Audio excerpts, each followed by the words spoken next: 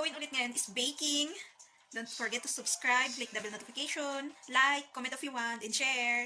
Tapos yung mga sa description box, may mga nilagay kaming link doon, yung mga naluto fast, kung gusto nyo i-check. Mga baking, ulam, ganun, jam, etc. Lahat-lahat andun na sa description box. So okay guys, we're gonna cook fudgy chocolate cake today. This is what it looks like, this one. So this cookbook is given to me by my mom. It's an Australian cookbook. Actually, matagal yan, di ba? Yes, Noon. This is since I was a baby.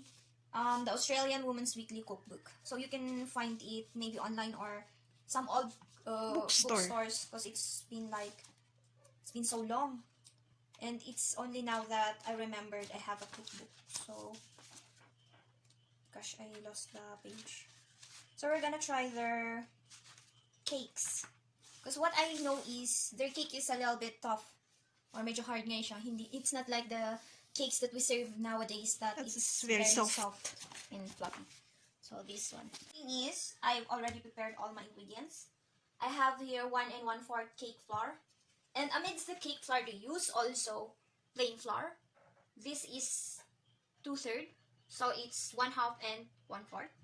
And then Sugar. 1 cup and 1/4 of sugar. White sugar. And then I have 1/3 of cocoa powder, which is gonna make the whole ingredients chocolate. And then 185 grams of butter. Now I've used here, this butter is butter cup. It's a margarine. It's salted. And then because I used the partial of it for making breads, I added some buttercup. This is non-salted butter, and it's light, non-cholesterol. So you can see the changes. This is cholesterol-free, and this is tons of cholesterol. So you can see it at the color. And then Milk. I changed the water from milk. Milk. This is an evap. So it's 3/4 cup. And then we have 3 eggs. Now it didn't say the size of eggs. Actually, for now's cookbooks, they actually tell if it's large, medium, or small eggs. So I have here medium eggs. It only says 3 eggs, so I'm gonna use 3 medium eggs. And then it says separate the egg white and the egg yolk. So this is a little bit different, no? Because for us, moist cakes or the black forest cakes, they just add it. Like, you're gonna cream this and the sugar and then add the eggs. Pero ito, para siyang combination ng moist and chiffon. Kasi you're gonna separate the egg yolk and the egg white. Which is a little bit tricky, ah. So we have to be careful on mixing it. Medyo ina-observe ko siya kanina eh. The way the cake is made is very different. Like, magugulat ka na lang, oh, really? How can that be?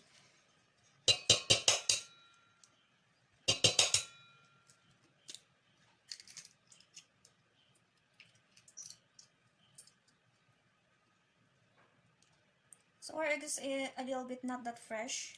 Easily na nabibreak yung egg yolk natin. So we're gonna see if the egg is fresh actually. Kasi buong-buo yung egg yolk niya eh. Pag fresh. Yeah. And hindi siya easily na mag-break. Now, if you're living here in Baguio, near La Trinidad, it's better to buy eggs from Benguet State University Marketing. Kasi their eggs Oh, that's fresh. A little bit fresh. Kasi buo pa siya. Hindi naman, it's a, ano lang. It's the way you break it sometimes. The first step we're gonna do is our butter. Okay? It's always the first step. We're gonna cream our butter. Cream means is we're gonna put it with the mixer. Together with the white sugar. But, this is tricky ah.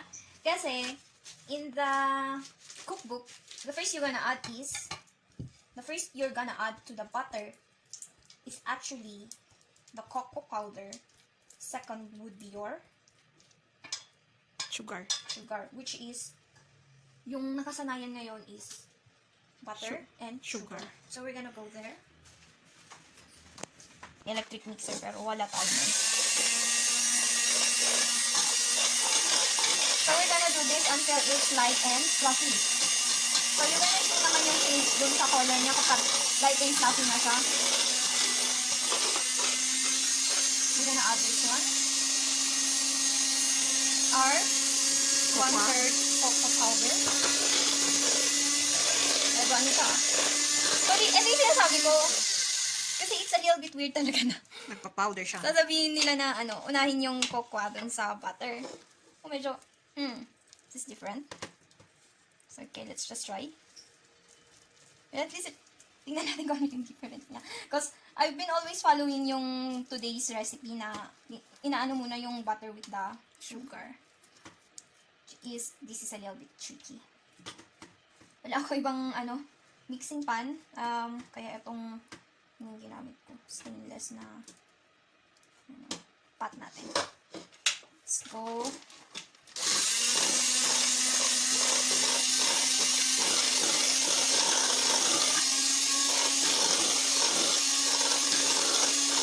Ayan, nagiging light na siya. So, we can add now our sugar.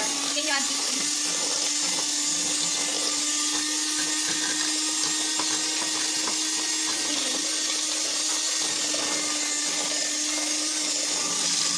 Ito yung sinasabi ko, I'm a little bit worried na magiging crumbly siya kasi we put the sugar last and parang mawawala na siya ng moist.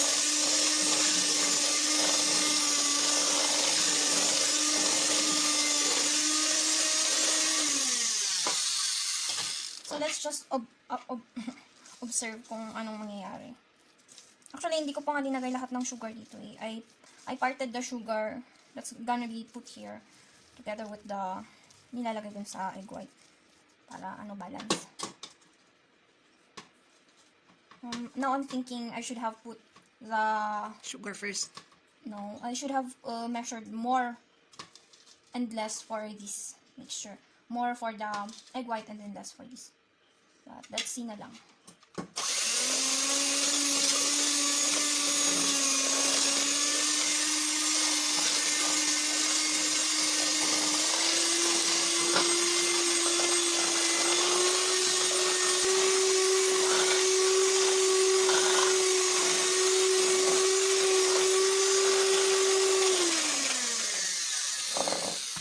So it's beginning to change color. Look, it's darker over there. Now it's becoming lighter. So I think it just only takes a little bit time for the processing. Now, it says castor sugar on the recipe, so I've been thinking maybe it means white sugar. Or sometimes when they say castor sugar kasi, sometimes it means the powdered sugar or whatever it is. So, I don't know. Let's just see na lang kung anong changes na. I know is castor sugar is white sugar. So, let's just see na lang.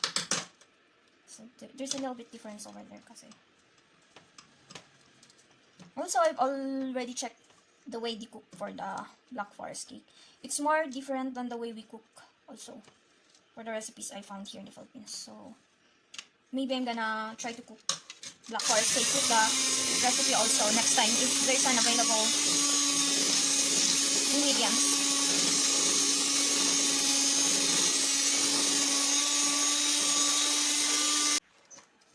I think this is a little bit alright, but I'm gonna whip it for one last time using the high speed, yung pinaka-max niya. And that would be our last.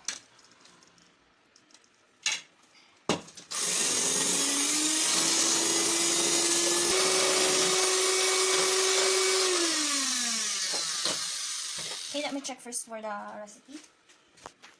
It says, small bowl with electric mixer until light and fluffy. Beat in egg yolks. So, this is our egg yolks. We're gonna beat in pala dito. I forgot. I nearly forgot. Yan. I-mix. So, we're gonna put this. Okay.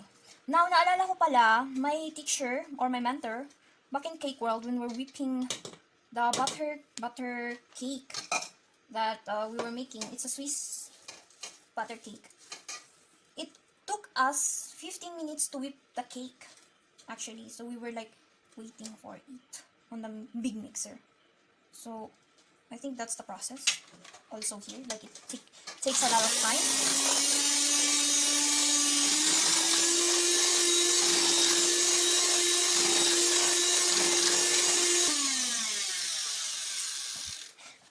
easy lang ah. So, after you beat in the egg yolks, transfer to large mixture, and then fold in the flours and the water. So, not like yung ano na ano mo siya, no? Like, after this, you're gonna have to mix yung, ano mo, flour mo within the mixture.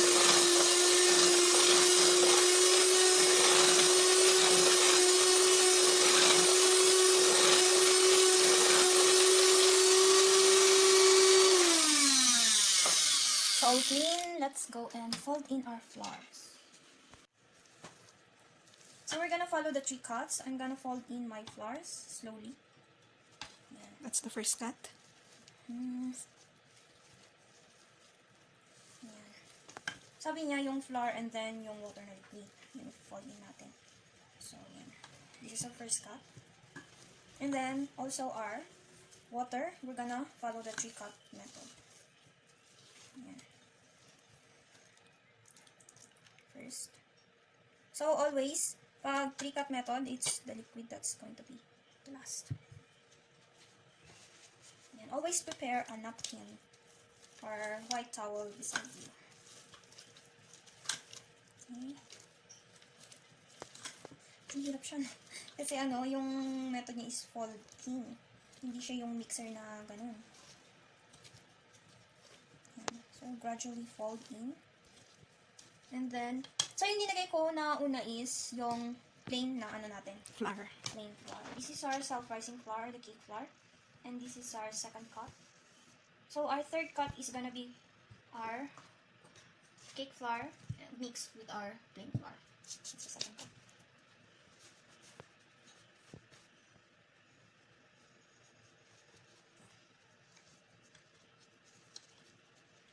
So, hindi ako nag-sift dito. So, ano, kailangan ko siyang i-mix ng, ano, ipag-wait maigi kasi hindi ako nag-sift. Which is para maiwasan sana yung mga block off, ano, na nag-form. This is our second cup. Okay.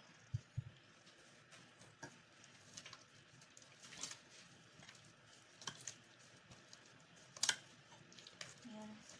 So, ipa-fold ko siya maigi para maiwasan yung mga bubo. Kasi hindi tayo nag-sift.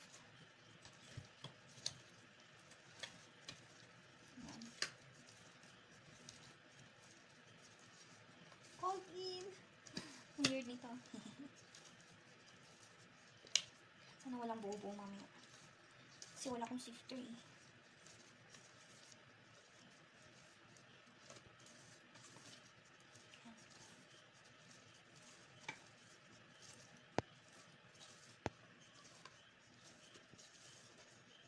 Ayan. Then, our last cup.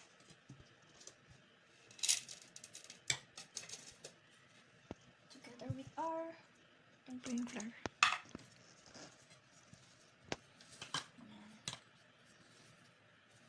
medyo napadami natin yung last cup ko.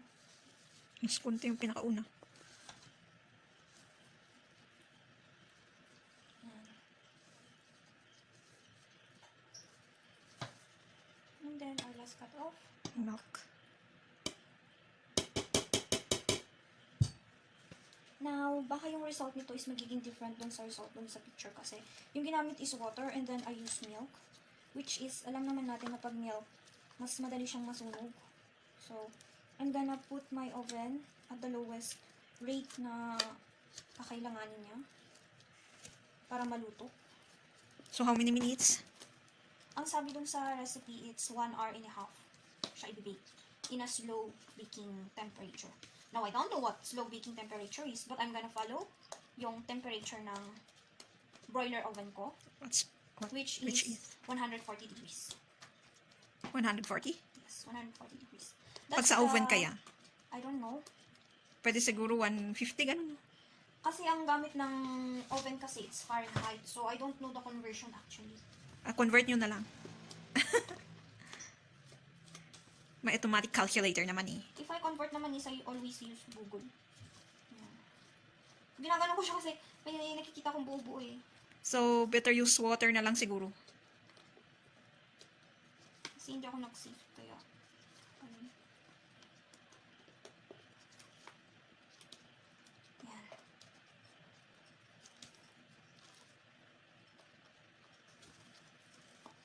So, wala kang in-incorporate na air dyan or meron pa rin yung egg white? Yung egg white, yun yung parang ano siya ng magka-fluff siya ng hair. Pero ito fluffy na to actually. If you see it, it's already fluffy.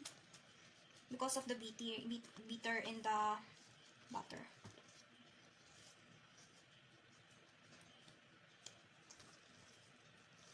So, may mga nakaka-curious din dito na ibang recipe, which is yung passion fruit cake. Gusto ko siyang matry, pero walang passion fruit na available ngayon. And then, meron din siya ng jelly strawberry cake. Pero wala tayong ref. Maraming nakaka-curious na recipe actually na nakita ko nung binabasa ko siya. Na, hindi na siya nakikita ngayon. Actually, parang, siguro, noon-noon na talaga yun. Parang nakalimutan na recipe. Mga recipe ng cakes and breads. So, nakita ko din, meron siyang lemon cake. Pero yung lemon cake is, para siyang carrot pie. Parang carrot cake yung style niya na kung paano naman linuto. Hindi siya yung parang lemon chiffon cake na ginagawa ko. So, I'm a little bit curious. Next time is what we're gonna cook. But of course, we have to take note yung availability ng recipe. Kasi, wala it's quarantine and syempre tipid. Have to make tipid. Ayan. So, wala tayong binili ngayon, yung chocolate lang siguro. Ito, idadagdag mo ba tong chocolate? Yan is, gagawin ko ata siyang chocolate ganache, pero yung sa top? Hindi naman sa gitna, kasi yung sa top niya is yung powdered sugar. Okay. Yung ko lang. Pero, So, ito lang ang binili namin. Si Goya. Yung others, matagal nang nabili yun. Yung egg, last week naman natin binili yan. pero yung cocoa powder, it since, last year. Yeah. Mga naiwan nung nag-schooling siya. Buti hindi siya nag-mags, no? Ngayon, so, it's been 1 year since, I finished my Schooling, tapos ngayon lang ulit nag-baking ng quarantine. Because of business in life. No, I stopped in December. Yun yung pinaka-last order ko. Then, nothing followed up. Nakaka-sudden. Pero, it's okay. Nag-start ka naman ulit ngayon. No. Nakakasad lang kasi, sometimes when you're so busy, you put away the things that you love doing. Like, when I was in college, I really like painting and drawing. But hindi ko siya natutukan after graduating because, you know naman, if you graduate, you have to look for job, money, ganun. So, hindi ko siya natutukan. And until now, I really regret it kasi back when I was in elementary, when my sister is, I think, still in grade 6, she made, sino yung artista na yun? That you made, Sarah Geronimo? Di ba you bought that one, that scale? That scale that you use for portrait? No, it's not portrait. Drafting? Mm-hmm. And then you sketched. Me? Us. Yun naman ang So, sketch yourself.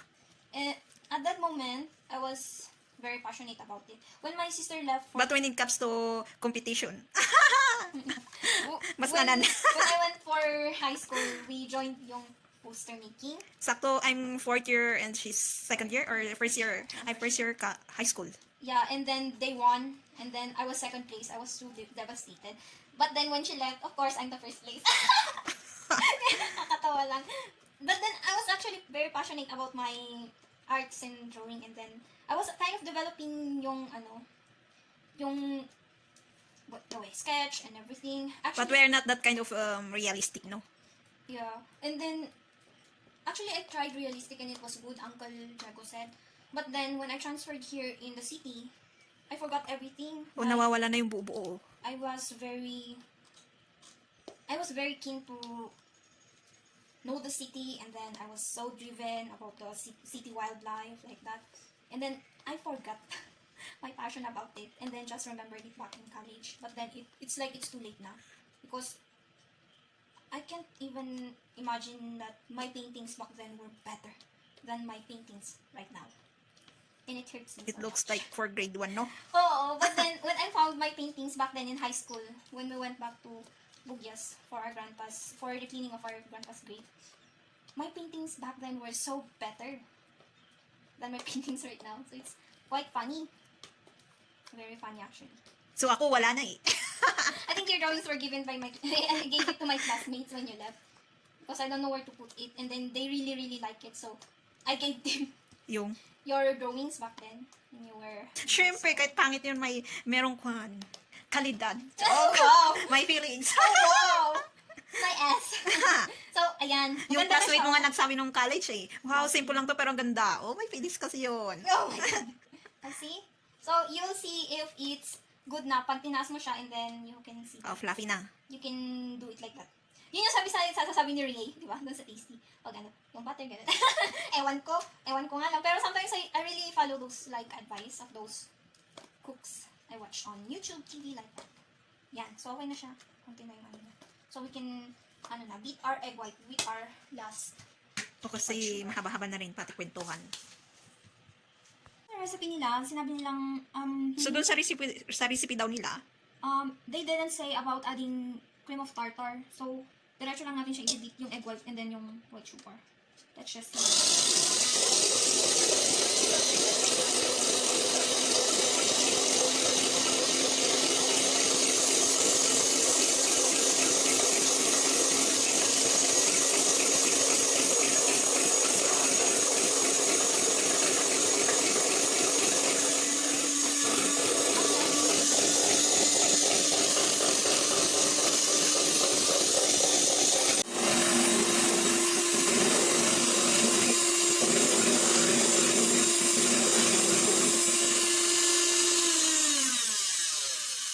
So, nasa stiff peak na siya, which then, if you flop your bowl, hindi siya mahulog.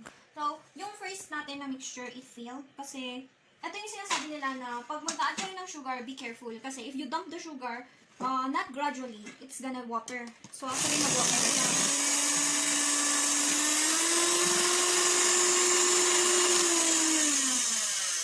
So, naging liquidy siya. So, we're gonna still use this. But, this is our better one. So, hindi ko lang alam if it's gonna Let's affect compare. it's gonna affect the cake, but let's still use it. Kasi it's sayang naman. It's still ingredients. So, gradually fold in, sabi niya. So, this is 2 eggs, and then I have 3 eggs over there. So, I'm gonna make it 2. This is my first cut. I'm gonna make my better egg whites to be the first cut. And then my failed egg whites to be the last cut. Kasi sayang naman siya. Yan. Oh, it's my fault yung first. So, yung sa second egg white natin, I was tempted na to add for the cream of tartar. And then, I added a little bit of sugar again. It's 1 egg. So, medyo nag-exceed na tayo dun sa actual measurement ng sugar niya dapat. Okay. Then, I'm gonna add my second cup. And also, nag-exceed na rin tayo sa measurement ng egg white or ng egg niya. Yeah, egg white niya. So, let's just see. Kasi, syempre, nag-fail siya nung ano eh. So, kasi sometimes, if yung, the effect of the egg white, if it fails, it wouldn't help your cake to fluff. Actually, it will make your cake sag. Or, it's fluffy, but then dun sa gitna may hole siya ngayon. Pag ganun. Sa loob. Where's the ganun? It's actually okay because we're inside the house and it's for us. But if you're serving it for clients, please change Be it na. careful. If you fail once, change it na. Just use it for other purposes. Your personal purposes. But it's for clients. Palitan nyo na lang if you have failed. Or be careful na lang for the, kasi cakes are a little bit sensitive. Meron yung jokes, yung French. Yung mga French. I don't know if it's true that there's a cake that if you're noisy, it's gonna sag. But it's a joke back then. I think that was Pink Panther. 90s na movie nung bata pa ako. Yan. So, we all folded it na. Then, I'm gonna put it on my pan. So, na-preheated ko na rin yung oven ko. Just gonna put it on. Oh, it's actually only one pan. I thought it's gonna be 2. Because of the butter yun.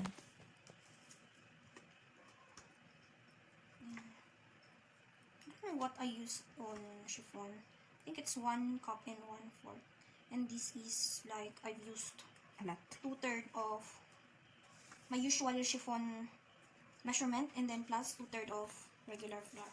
So, I think yung regular flour natin yun yung magpapabigat dun sa cake natin. So, actually, this cake is gonna be heavy, not the light one. Not good for dieting. This is not this is not Diet cake. a diet cake or non-dairy, vegetarian cakes. You can make those. Pero, tricky kasi sila eh.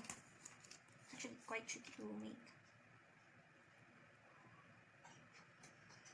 Hindi siya nag-spread na parang sarili niya, na parang nasa chiffon. Actually, ano siya? Mabigat na siya talaga, promise.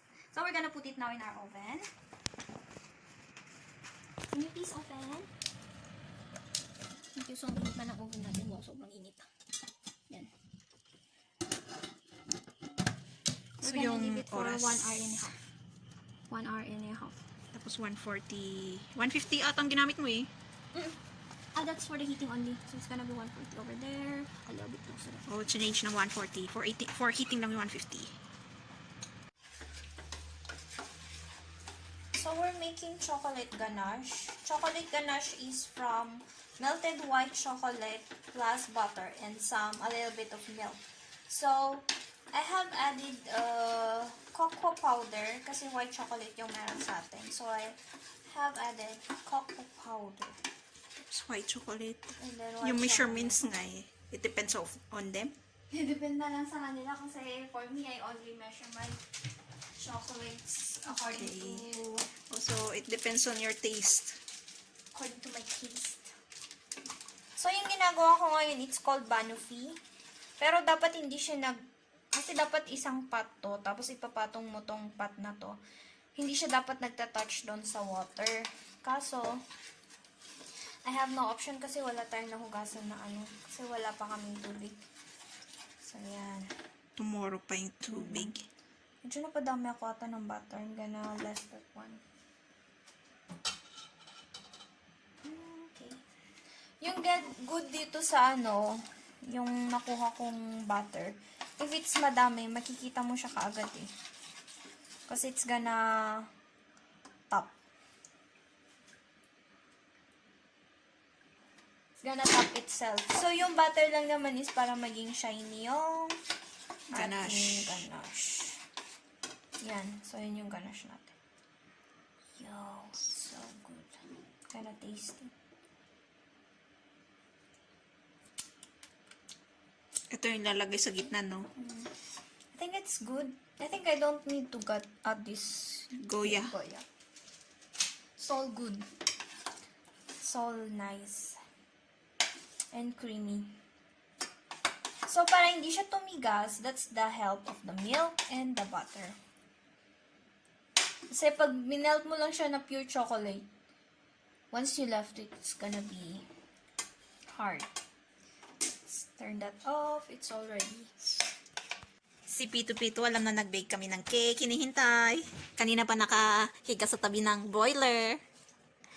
Alam niya ang kulay ng favorite niya. Ano Pito-Pito? Nilagyan mo ulit ng gatas? So, I was worried baka bigla siyang tumigas. Kasi mas madami pa rin yung linagay kong chocolate. Yay! So nice. Dark chocolate. What kind of white chocolate yung ginamit mo? It's a sure buy. Product of Rustan. Or di kaya yung cube na yun na inaano, di ba? Yung, chinachap na yun? Pero mas maganda pa rin lagyan mo siya ng Hershey's cocoa powder kung yun yung bibilhin mo kasi it tastes like yung ordinary chocolate.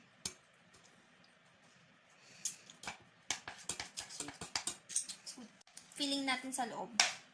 And then, yung sa top ng cake, it's gonna be our white sugar. Ito yung powder. Powdered sugar. Parang yung sa donut, no? Then, check if it's cooked. Cook na It's not yan. Ay, kala ko cook na. It says 1 hour kasi in a slow. So, it's very slow. Baka 30 minutes pa yan. Excited na ako, iwatsang. Check na. Wow, it's cool. Kanina pa namin nintay ni Pito-Pito yan. Nalang natin. Hello, come here. Got my fresh towels. Looks like yummy. Hindi ka mainit. Sweet potato. Thriller daw. Ay, thriller ba or ano? Next. Next to bake. Sweet potato cupcake. So this is a birthday gift from my aunt.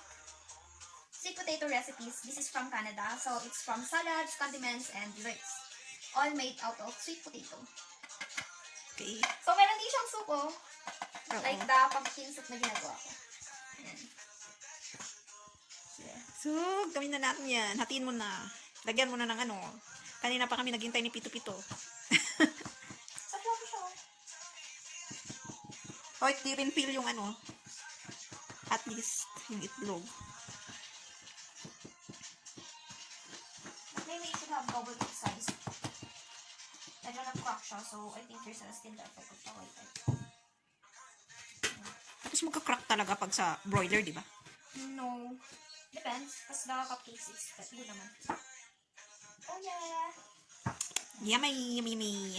So I forgot to remind lately na I applied Butter sa gilid. Tapos may paper siya. Because it has flour. Yung flour natin. Bakit yan sa ano natin? Ah, may flour na naman siya. Pero yung ano kasi, bread flour. Diwan? Tikman mo. Mamaya, pagkuhan, nalagyan na. Pakul muna natin siya. So, ipapakul muna daw. Pag malamig na yung cake, saka natin lalagay yung chocolate na siya. Pero hinatin na niya sa gitna. Isa kaya? Mamaya nga. Inaan mo yung Tapos trailer. matigas, ano, Matigas. chewy siya. Chewy kaya ang sarap. Parang ano. Parang, ano yung bread na yun? Fudge? Ano yun? Fudge, tsaka brownie. Brownies? Oo, yun yung brownies. Pero yung ano, ito. Kasi yung ginagawa nilang binibenta nilang brownies. That's not actually brownies. Kung gusto mo na kasi na talagang brownies, yung nasa SM. Yung brownies na nandun. Kasi yung tinapay na yun eh, yung nasabi ng brownies. Basta matigas-tigas yung brownies na yun. Ang sarap niya. Oh, full of chocolate. Ay, sayang nag-crack. Tumigas yung ano natin, so I think I'm gonna add butter again. Gonna melt it. Tapos kwan, tinapon mo yung butter. Special about this cake. This chocolate. Oh, she feels special daw. No, I feel something special about this cake. About this, Ganache. ganache. Kasi yung chocolate, ayaw niya ngayon na absorbin yung butter. Butter. Ah, that's better. I don't know. Kasi pag yung Hershey's yung gamit ko is kinakain naman niya. So, ito yung pag-angat mo, na kaya nasira yung cake. Hindi. Yung paghati ko actually. Dapat yung ginamit ko is yung larger knife. Kaso hindi siya nahugasan kaya yung ginamit ko yung maliit. Pero, actually, kakainin din naman natin. No? Bilisan mo kasi kanina pa nag-ano si Pito-Pito.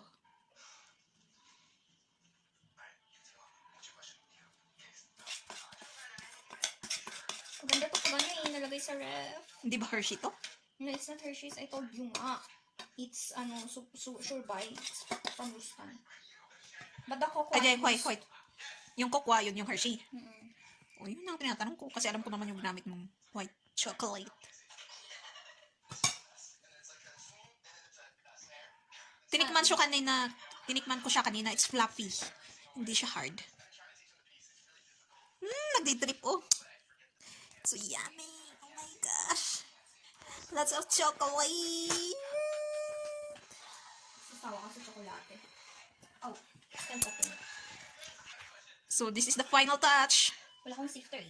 Di yung kamay ko na lang. Basta naghugas ka ng mabote. Nagugas naman ako. Yay! Plate na. Tikiman time. Take advantage of me. So, tikiman time na. Nakakakaya, oh. Wow. Pero gusto ko yung richness ng chocolate niya. The best chocolate cake I have ever tasted. Pero medyo ayaw ko yung, to natitikman ko sa yung ganache niya na kakaiba. The white chocolate? Hindi ko masyadong hindi ko siya masyadong bet, pero masarap pa rin. Better siguro na kwan. Chocolate pa rin yung gagamitin. The powder. Nararamdaman pa rin yung cocoa powder. Ano yung sinasabi mo? Yung cocoa powder? Yung pure cocoa. Yung nilagay ko sa white chocolate para maging siya. Okay. Dark chocolate. That's good. Masarap siya. I wish there's a wrap. Not too, parang chocolate siya pero not too sweet na kwan. So, thank you for watching. Don't forget to subscribe, click the notification. Next na gagawin ni Joyce is sweet potato cupcake. Bingo. share, and comment if you want.